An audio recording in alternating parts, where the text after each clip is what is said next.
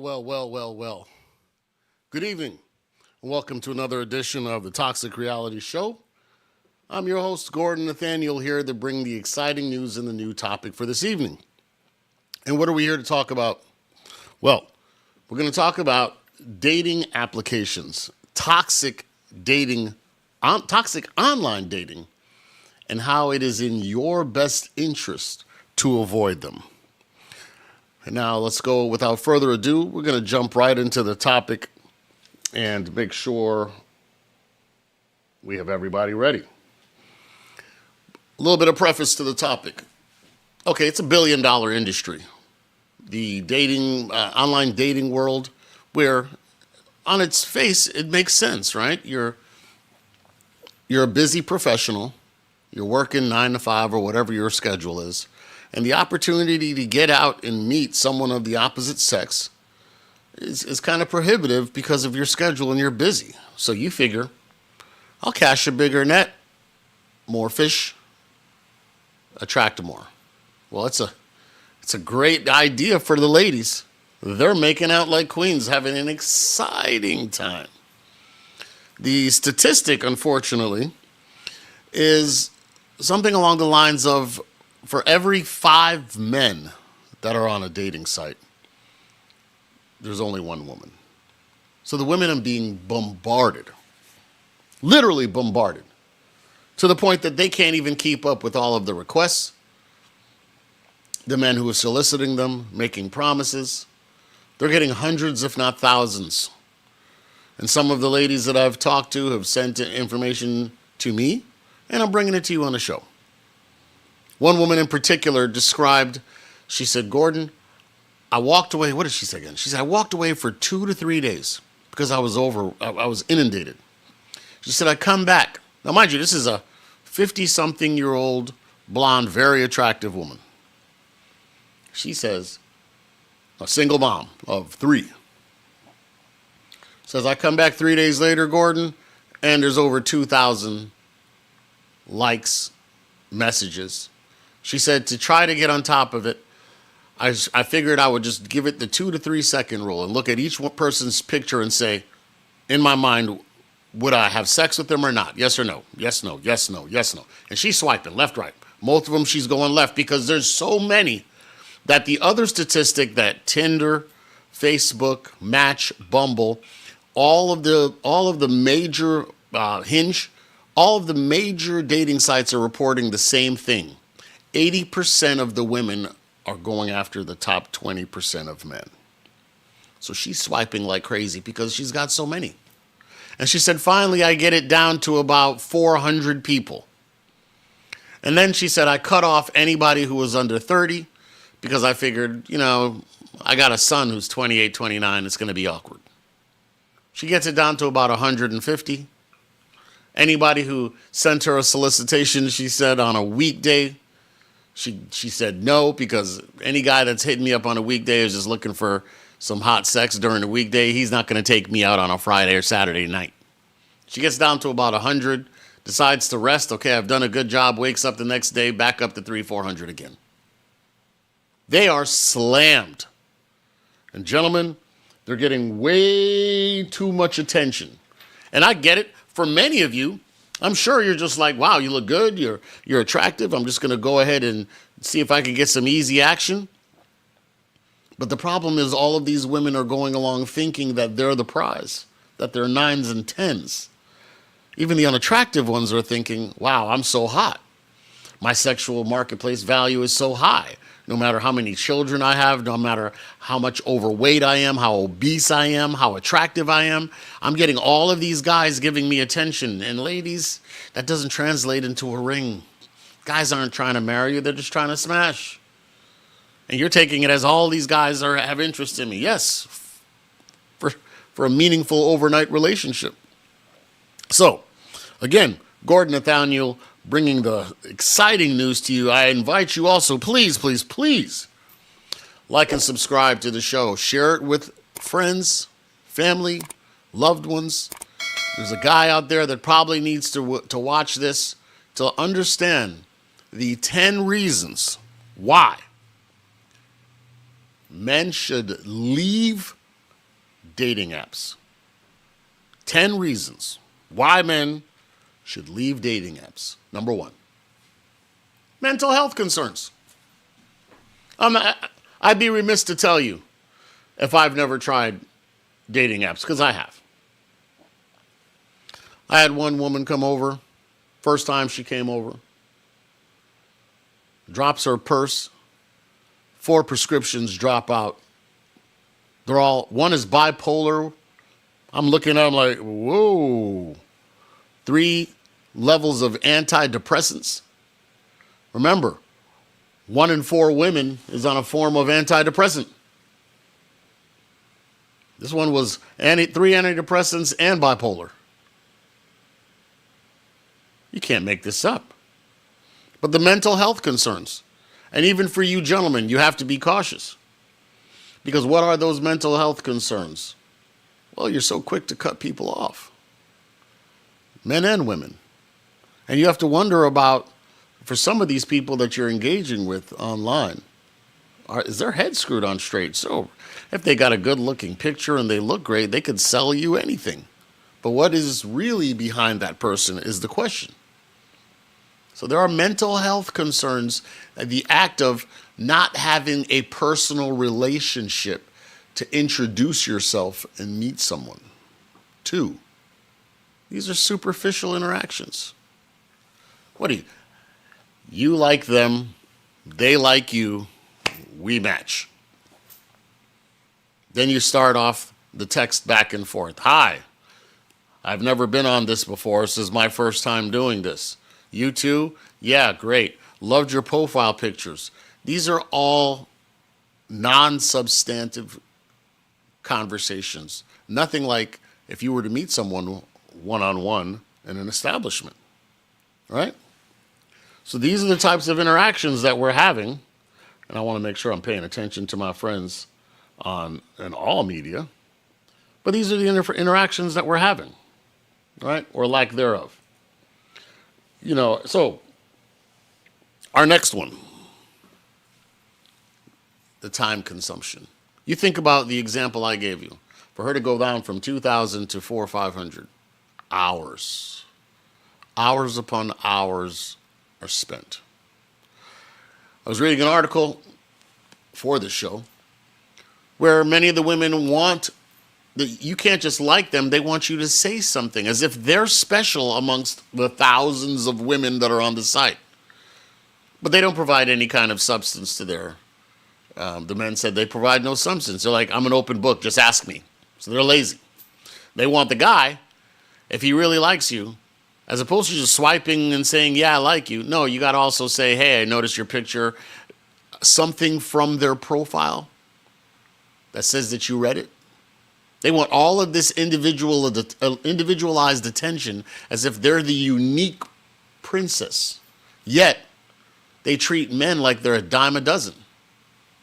Right? So this is the consuming time that you are spending going through not only liking or swiping left to say no, but also now you have to craft individual messages. Result frustration. And what is that?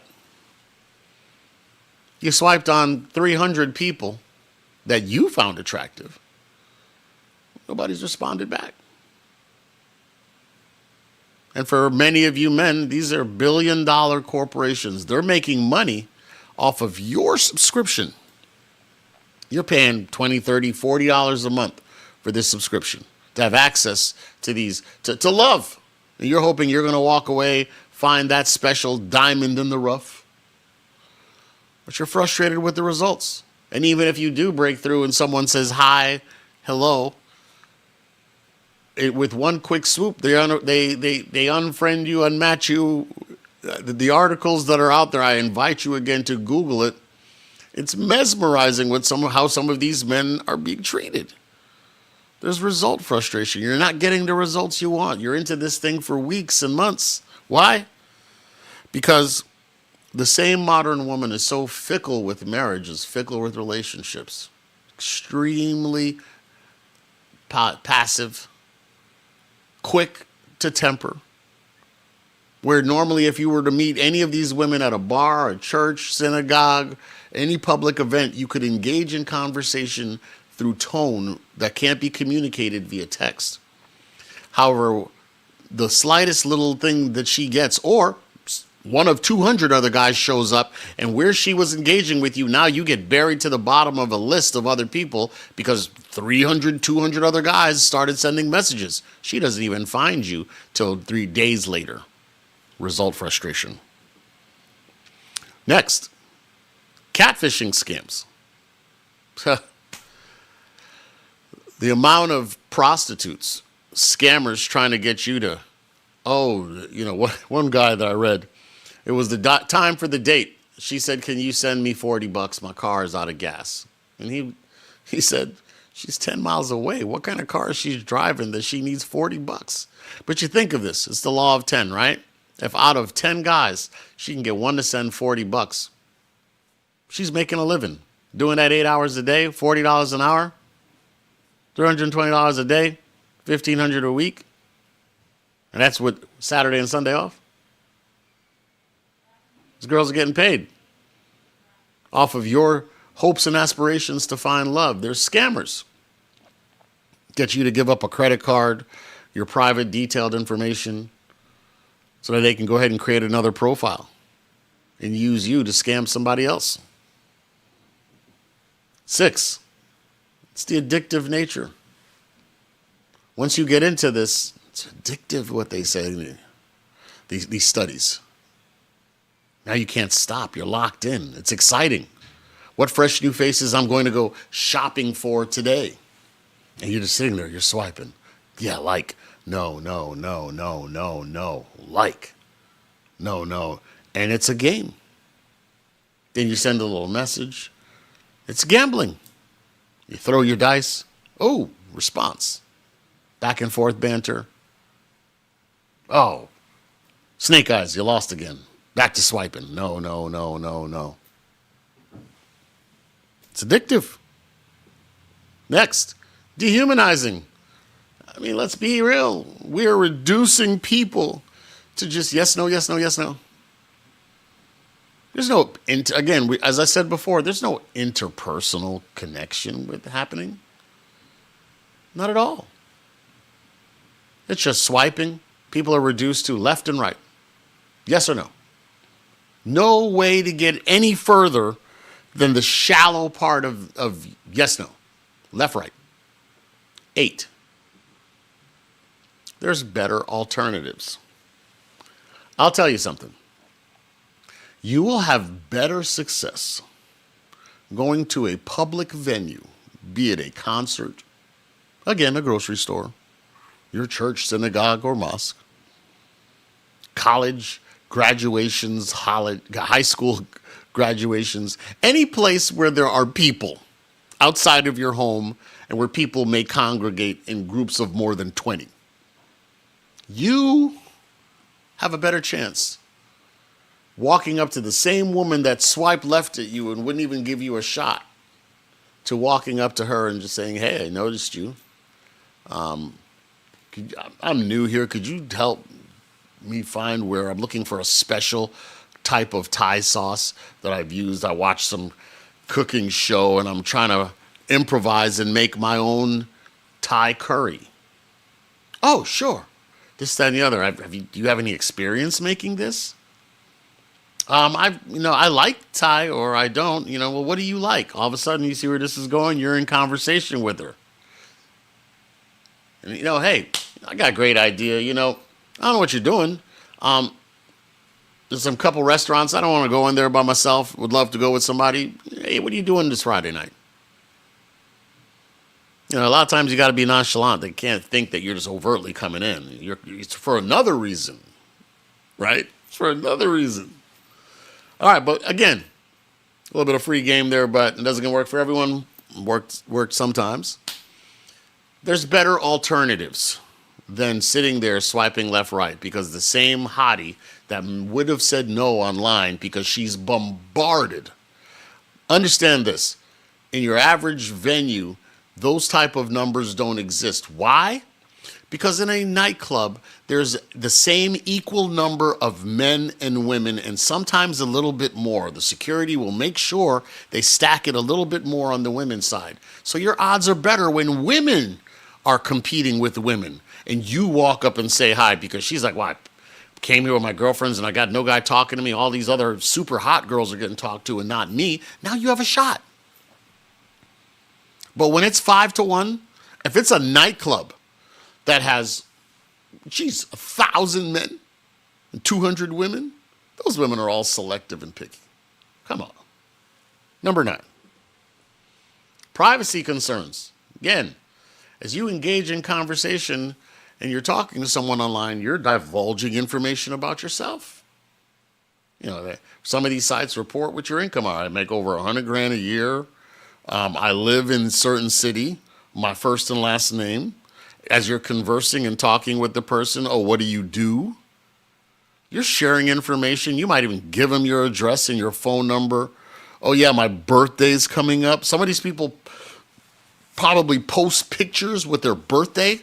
So you're giving up all of this information. And who's getting it? The dating app itself, because they're selling that data. They know who you are and the information about you, because the data is what's valuable on top of your subscription. And last but not least, number 10, rejection fatigue. Listen, what is it? I think it was Bumble that started off as the women have to make the first move, and now they just recently changed the way they handle it because women didn't like being rejected. They like men having to do that all the time, and the men has to be the one who initiate conversation. And the men deal with rejection. Women don't know what that's like. For you to walk up to a woman, a complete stranger, and try to engage in conversation, because at the end of it all, you're attracted to her and you want to get intimate. They think it's so easy. It is not easy what me men do. You have to have self-confidence. And even if you walk up and say something, you can't fumble and look like an idiot while you're trying to engage in this conversation off the fly. So there's rejection fatigue. You think about it. You swiped right on 500 women. Only 2 of the 5 average, the number of, on a scale of 1 to 10, the 5 is the average. The 5's, contacted you back because she looks cute, all done up. Or those are the ones that are reaching out to you, the ones that the undesirables. I got 50 kids and I'm 500 pounds and I'm looking for a guy that's 6 feet tall with 6 figures. And you're like, all the other ones that you liked rejected you. The attractive ones rejected you. Or you engaged in conversation. You got a couple, exchanges, and then they rejected you. Hey, I'm no perfect guy. But you need to understand that the deck is stacked against you. And when the deck is stacked against you,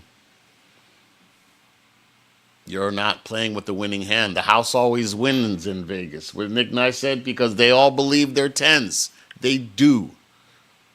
They all, and of course, because the laws of numbers lets them believe that. They think that they're gorgeous. Because all of these guys, again, 5-1. 800 guys to 200 women. Them women all think that they are God's gift to men. And you got the simps out there telling them, I'd pay all your bills and take you out and this, that, and the other. That's what you're competing with on these dating sites. So, to recap, the topic is 10 reasons why men should leave dating apps. It's not in your best interest. And it's only good for a select few. The top 20% of guys are having great success with it. But by and large, the average guy, or 80% of men, are not having a successful outcome with the dating apps. And the numbers are starting to show the stock is going down with all of these companies. And it's because men are waking up and saying, we're getting fleeced for monthly subscriptions. We're getting engaged by scammers, traffickers, or fours that think they're tens. As I affectionately call them, 49ers. These women are not superior, but they all believe that they are, and you've got to show that you are the most amazing, wealthy, high-end catch to get a broke chick with a bunch of kids who's not even cute. All that to say, and a majority of their pics are unrealistic. Heavy usage filters, or they're doing angles, taking it with just their face and the cleavage because they don't want to show their waistline. Hoping that emotionally you'll connect with them so that when you show up for the date, you're going to miss that she's 400 pounds because you're so emotionally connected to her. Right? But they say men are being fake and they're manipulating photos with filters. She's 90 years old and wrinkled to all get up, but putting filters on to make herself look like she's 21. You show up and she thinks you're not going to notice? This is what you guys are dealing with. Again, 10 reasons why you should leave dating apps. And you know, look in the mirror, you know if you're a 20% guy. You know, and those are the guys that are having success. Those are the guys that the women are saying they want you to be emotionally connected because they want the 20% guy to bow to them. But here's the thing, there aren't enough numbers to support it. Average girls don't want average guys. They want the 10 because they think they are 10s. So, we're going to wrap it up. Gordon Nathaniel, Toxic Reality Show. Next week, for those of you who still want to stay with the dating apps, I'm going to give you the key code, the secrets. If you really want to play in that realm, how to maximize your odds for success. Limited, realistic success. So next week, Tuesday, 7 o'clock, we'll talk about if you choose to stay on a dating site, what are 10 things that you can do to increase your chances. With that, Toxic Reality Show, we're out.